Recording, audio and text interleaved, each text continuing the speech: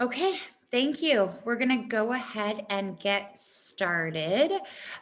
Before we get started, I just wanted to make sure that I was introducing kind of all the key players at our school. Of course, there's so many, but really when it comes to COVID and our senior leadership team that every day is helping to monitor policies and procedures and all of that. And if any questions come up, especially related to distance learning, COVID, anything like that, the emails that you will see on those emails are the following people. So um, Jackie, if Jackie could wave. Jackie is our director of finance and operations, but especially in this year more than ever, she really is kind of our guiding post for all things COVID. She does all the internal HR and policies and legality for the school anyways, but has really been able to stretch her breadth and depth of knowledge about COVID, which she never knew that was going to be a skill set. So she sits on the health and wellness team, but also is every day really monitoring everything from students that may go home because they are sick, what the follow-up procedures are, really driving and guiding the educational process for us here on campus as well. So lots of your more detailed questions, of course, can come to me. You will also often see me reply with Jackie as well. She is the one that did the final sign off on all of our submissions to the county and really does that. Amber Pina, who's here as well, she's our director of advancement. She really helps us with our communication around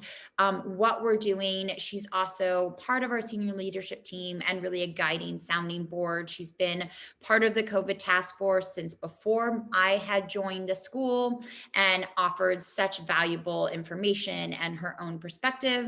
Then, of course, we have Michelle.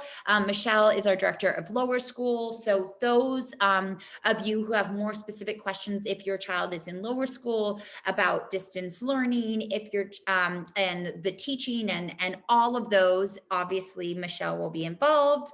And then, of course, we have Holly, who is our director of the middle school. So if your child happens to be in middle school, all of the specific questions about curriculum learning, all of that would go to Holly as well. So I feel so blessed to have this amazing team. And we represent the senior leadership team of Sea Crest School and ultimately have really been navigating how the school operates in COVID, adapts in COVID. We are the ones that read and really dive through all the survey feedback that you give us when we send out surveys, and then make adjustments with the support and help of the rest of the faculty and staff. So I wanted to make sure to acknowledge them first.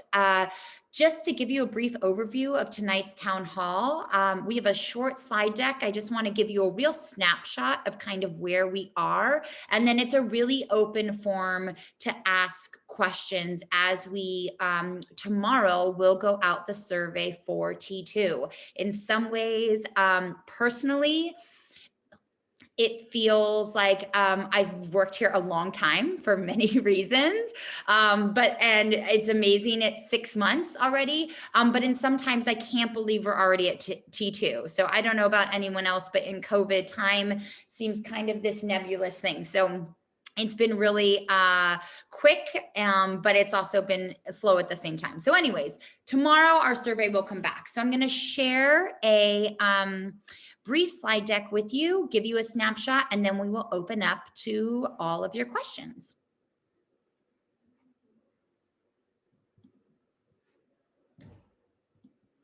Holly, are you looking at the town hall slide deck? Okay, great. All right, so we are talking about the second winter trimester. just want to remind everyone, from the moment that we started talking about this year, our three major goals. Number one is health and safety for all, above all else. That is the viewpoint that the SLT team takes in every decision we make, of adjusting a schedule, adjusting a drop off, everything from how kids walk to recess to how they access their learning is about the health and safety for all. Then, of course, the other two main pillars are the academics and learning and the social emotional wellness. So, this is the big slide that you want to pay attention to. So the learning options for trimester 2. We have decided that we want to provide, as always, going into this year, as much as we possibly can within our own limitations for you families and for students to access their learning. So we will have 3 options on that survey tomorrow.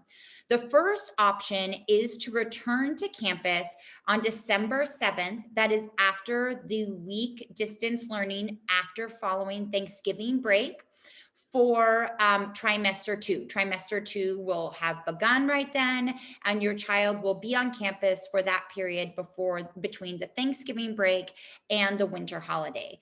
We have a new option, which is option 2, which is to return to campus in January when we return from that winter break.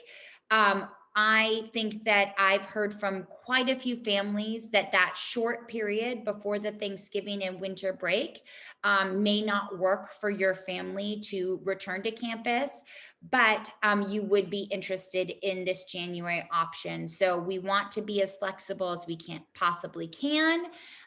So we are giving an option for that January return. The third option is to continue with distance learning, that is for the trimester. So just to note that trimester 3 is in the middle of March. So that decision would be to not return to campus until the middle of March, and then we would redo this process of surveying to return. We are going to ask all families to fill it out. We don't want to assume if you did one thing that you're going to do the same thing. So that survey will go out tomorrow, and we are asking for everyone to spend the weekend and to give the survey back to us by the 16th so that we can take all of that data. It may mean some new cohorts, some new adjustments for our teachers, and we can give plenty of time to put any of those changes into place. Always, if you have specific questions for your child or concerns, reach out to myself, Jackie, Holly, Ambar, Michelle. All of us are here to help walk you through the process as much as we can. Just so you get a little bit of snapshot of where we are, our first group of kids started on campus August 20th. So that was 13 weeks ago. We then had kindergarten through 2nd grade join, 3rd through 5th grade join, and then we slowly leveled everyone in, and we've had our middle school students on campus. We learned so much every time we brought new cohorts back to campus.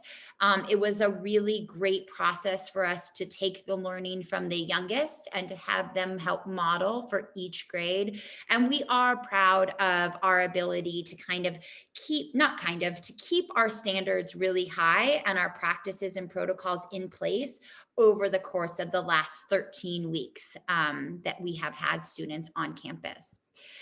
Some things to note that has changed and is changing is our COVID testing. So health and wellness for your children is critical. Health and wellness for the faculty and staff of Sea Crest School is absolutely as critical as possible. So we're taking all all the resources and all of our opportunities to provide that. A few Fridays ago, we had flu shots on campus for all faculty and staff so that they could continue to have the most safety around them. Our COVID testing is increasing to every single week for every single faculty and staff member as we move into these winter months, as we are seeing case numbers rise. We're really feeling good that we're able to pivot and offer more and more frequent testing for everyone. I also wanted to note that there is now amazing resource to have community testing. It is free with your insurance. You provide your card. Our SLT team has been going on Mondays for weeks now. It's every Monday. You can register right here. We will put the information in the wave. And I know I see other Sea Crest families, distance learners and in-person learners there on Fridays when I go to the community center in the evening. It is a saliva swab, and it's child friendly, and the more testing and the more information we know, we really encourage. So if you haven't had that experience yet and you want to know more about it, please feel free to reach out to myself, Michelle, Jackie. We all have our own personal experiences with it, but we'll send that information out in the wave to provide more testing for even those in our community as well. I also do want to note that we have had students that have not had COVID, but that have shown a symptom or have been ill and stayed home, and they do not return to school. They go into the protocols that we have laid out. They have to go into a quarantine. We track it. They have to get COVID tested. And if you run into a situation and you have not had that yet, where your child does not feel good, could be COVID related, could not. We know the symptoms are very wide.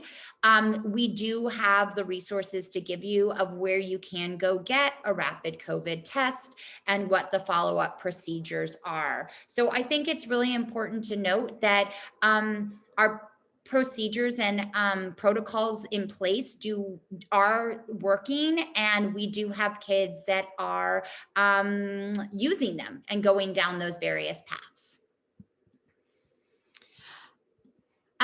So the last most critical thing, and we'll be talking about this a lot, especially as we go into the holidays, is really our community expectations. Everyone I talk to, our health and wellness panel, is that the feeling is what we can provide on campus is a very safe, not to say there is no risk, that is not possible when we leave our houses, but a very safe environment for our students. We have very top of the line air purifiers that have been vetted by our health and wellness team. We have our cohort tracing, we have temperature check and hand washing and all of those things that we continue to talk about.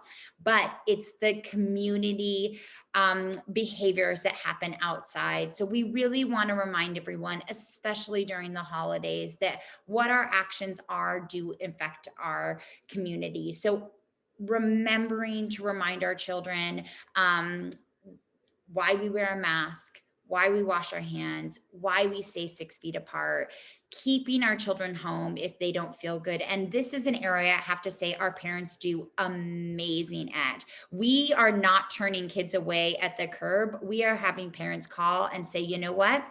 They just don't feel good. It could be whatever, but I want to keep the community safe. And that happens a lot. And they are keeping our community safe because we've had 13 weeks of kids on campus. Please note, we do have a new travel policy. If you leave the state, it is an automatic 14-day quarantine, and there's no testing out of it.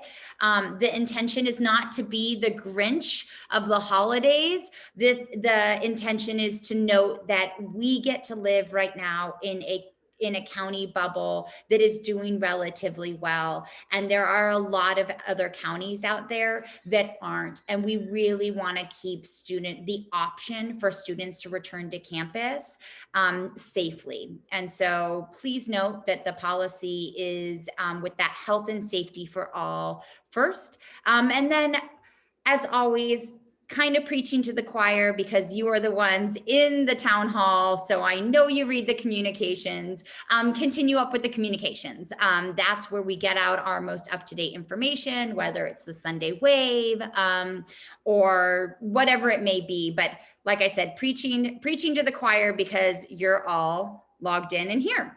So that is the snapshot, and I will stop sharing, and I will look at questions. You can either put them in the chat or feel free to unmute yourself, share your video and go ahead and answer questions. So I will start at the top. Will there be a week of distance learning after the winter break? My guess is yes. We are going to use the Thanksgiving break to see what happens. As you know, case numbers are really rising across the country. They aren't impacting our immediate community as of yet.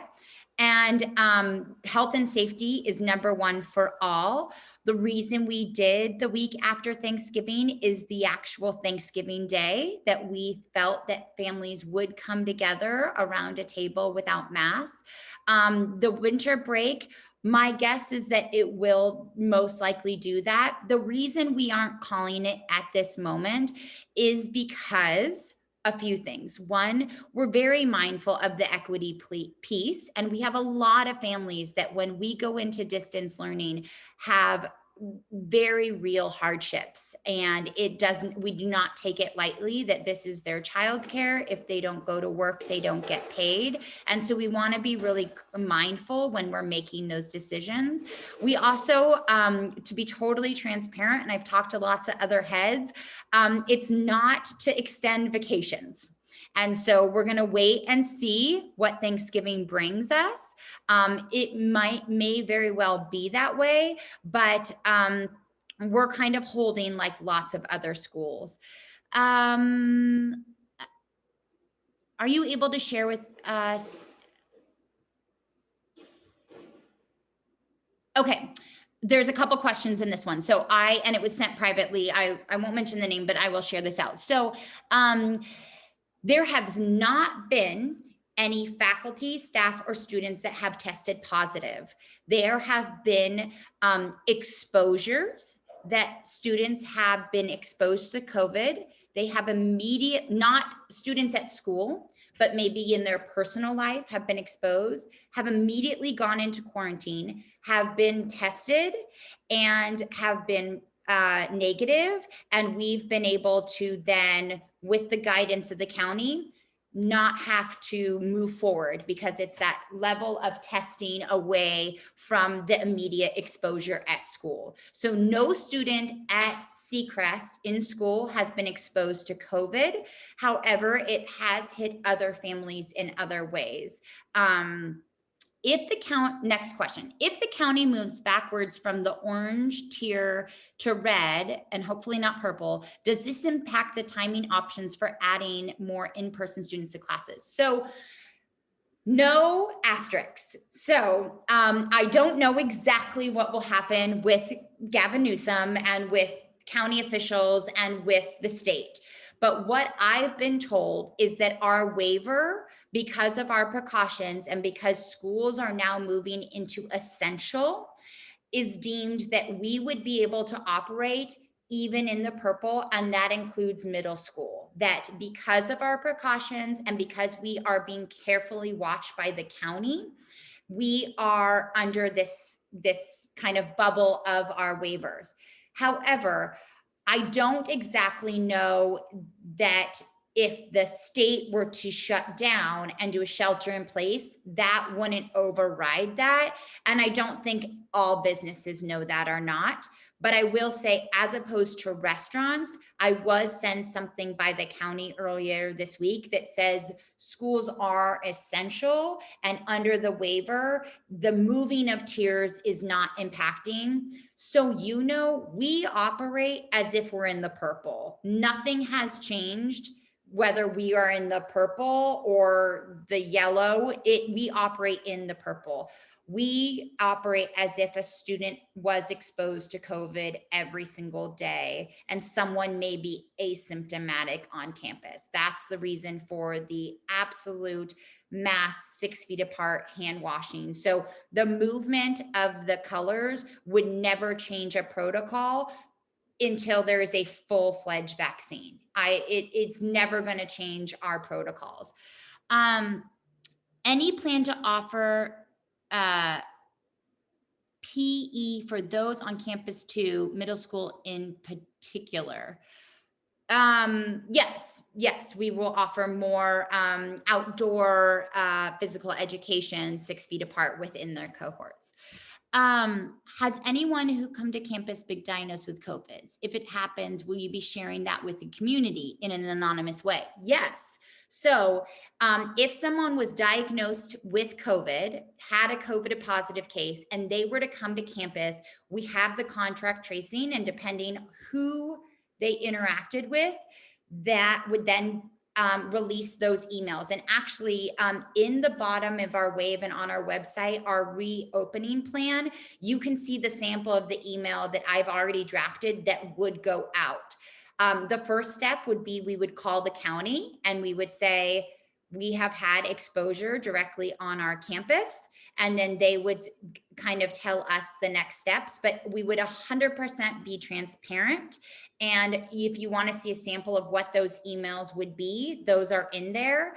And to be totally honest, I am thinking that at some point this year, based on what the world we live in, there's a likelihood someone on our campus that is positive could have come onto our campus. That said, we will be able to tell you exactly what your child's interaction was, from where they sat at lunch to if they walked by them throughout the entire day. We are not to say that our policies can negate COVID ever entering within this campus, but we feel very, very confident that if and when it were to happen, we would be able to be really transparent and let you know what your child's risk was. Okay, oops. I'm looking at the reopening plans and can't find how often students need to be tested. Students do not need to be tested unless they have, there's a few reasons why students may need to be tested. One may be that they have had symptoms and their options are to quarantine for the allotted time or to get tested out of quarantine.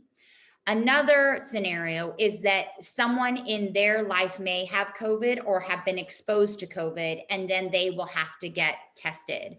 But we are not requiring testing for all students on a regular basis. Jackie, is there anything I'm missing in there? Yeah, no, that's right. I was just going to say, if you have been exposed to somebody that has COVID, there's no testing out of quarantine. So it's good to get a test to see if you have it, but you can't come back to campus for 14 days. And the same goes for the travel restriction. So even though you may have traveled and you tested, that's great. You should do that, but you still can't come to back. The only place you can test out of quarantine would be if a child had a symptom. So if they had a runny nose and then they got tested, then we could have them come back on campus.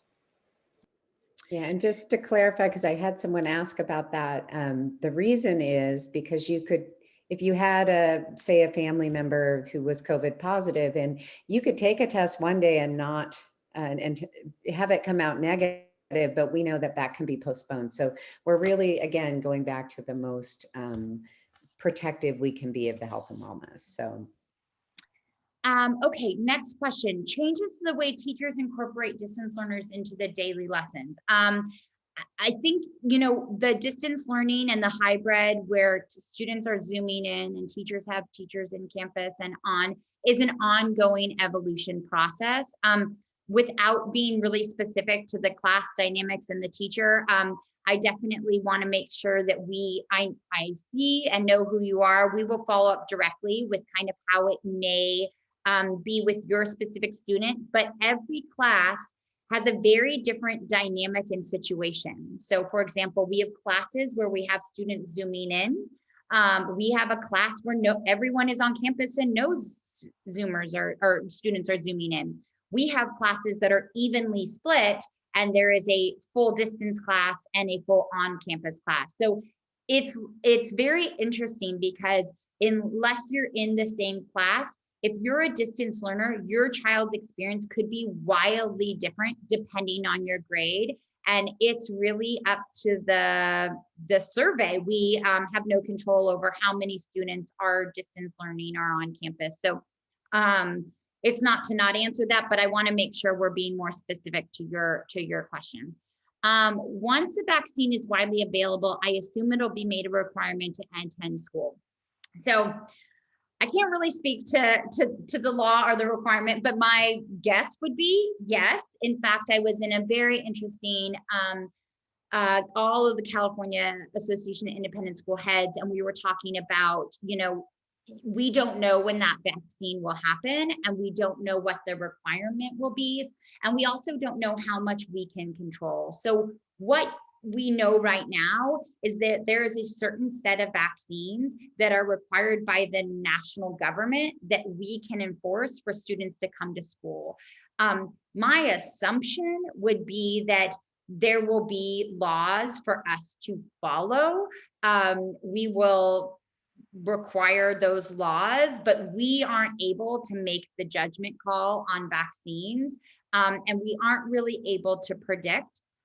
You should expect some language that I think all independent schools are going to share on the enrollment agreement about if and when and what, but I don't have a specific answer to that right now, and where we would be in that process. If the cases in the county rise to a level that parents are not comfortable with, can a student switch from on-campus to distance learning? Yes. So the way it works is you can switch back to distance learning. You just can't choose distance learning and switch back in.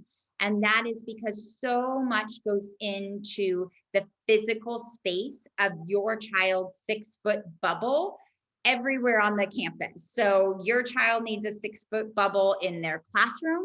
Your child's cohort on the playground, if more kids add, needs that much more space, where they sit at lunch. And so we can't have kids decide to come in. It could knock off our ratios of our classes. But if your child needs to go back into distance learning, that doesn't impact the rest of the school in the same way. So you can elect to come to campus. And then if you need to go out or you elect to go out to campus, that is fine throughout that trimester. You just can't come back in.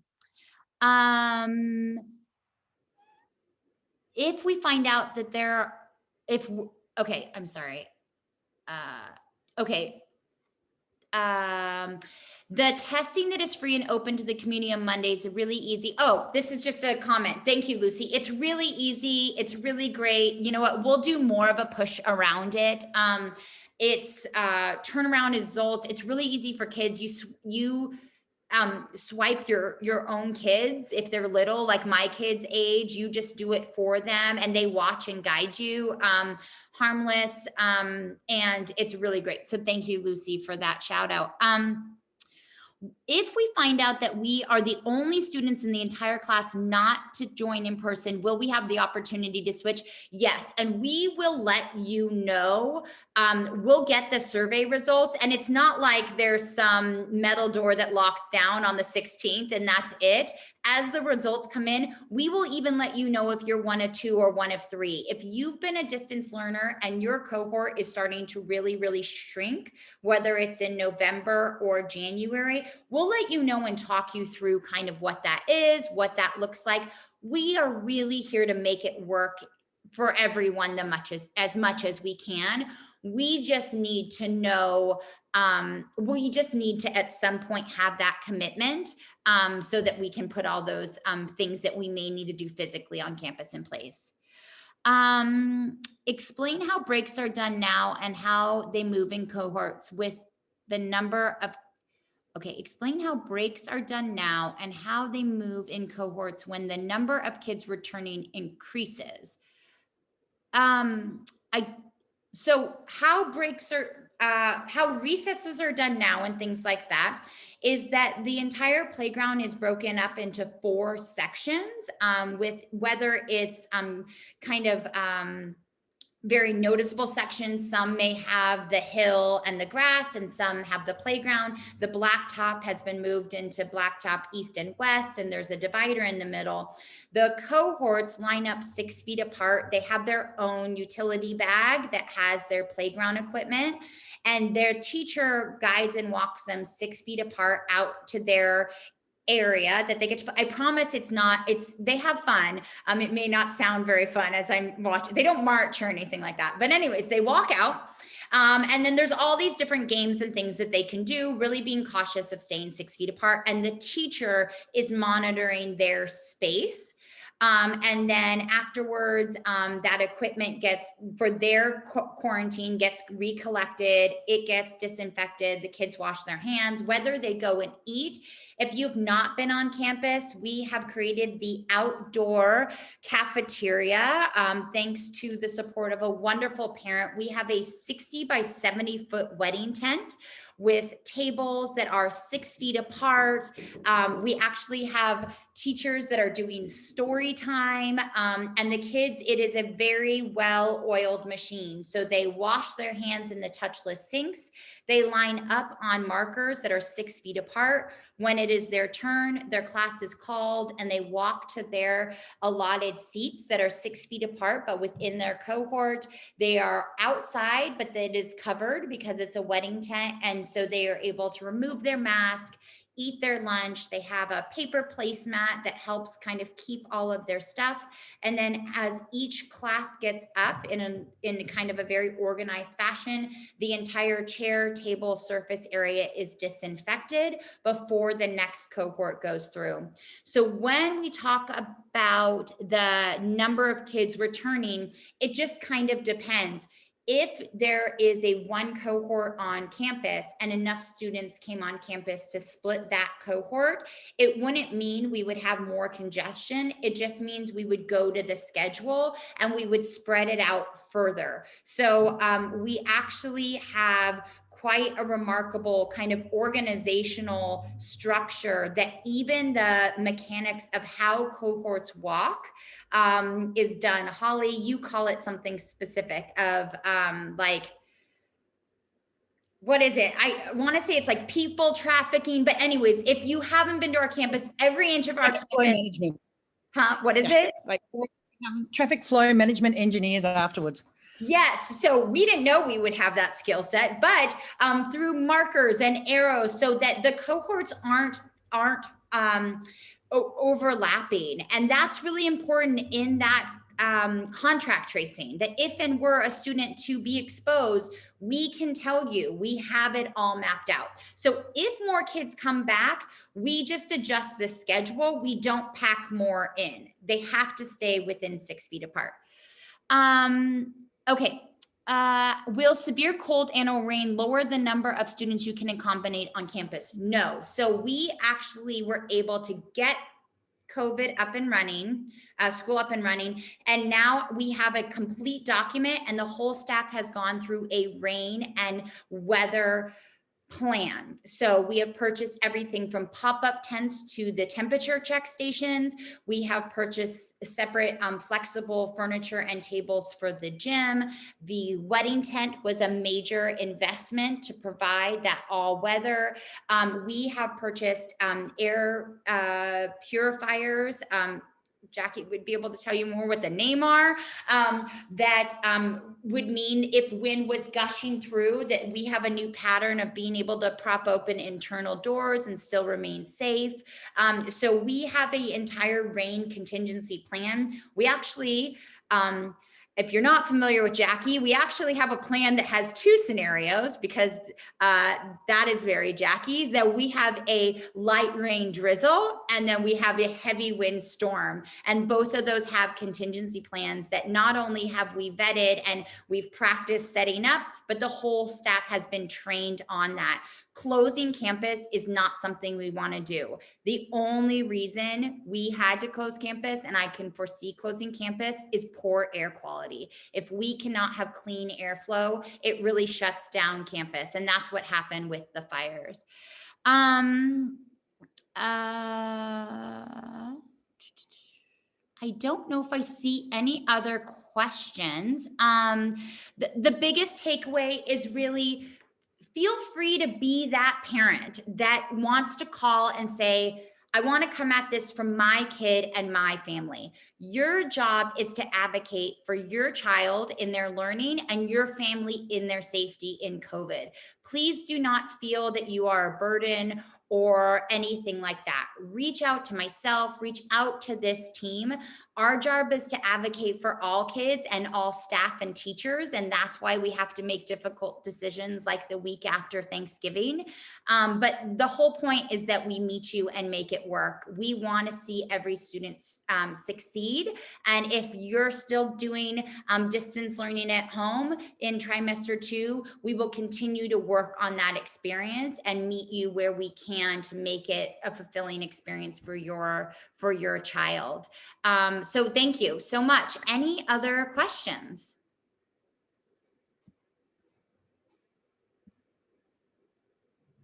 All right. Well, thank you. Stay safe. Have a wonderful evening. And if any questions come up, please feel free to reach out. Have a good night. Thank you, everyone.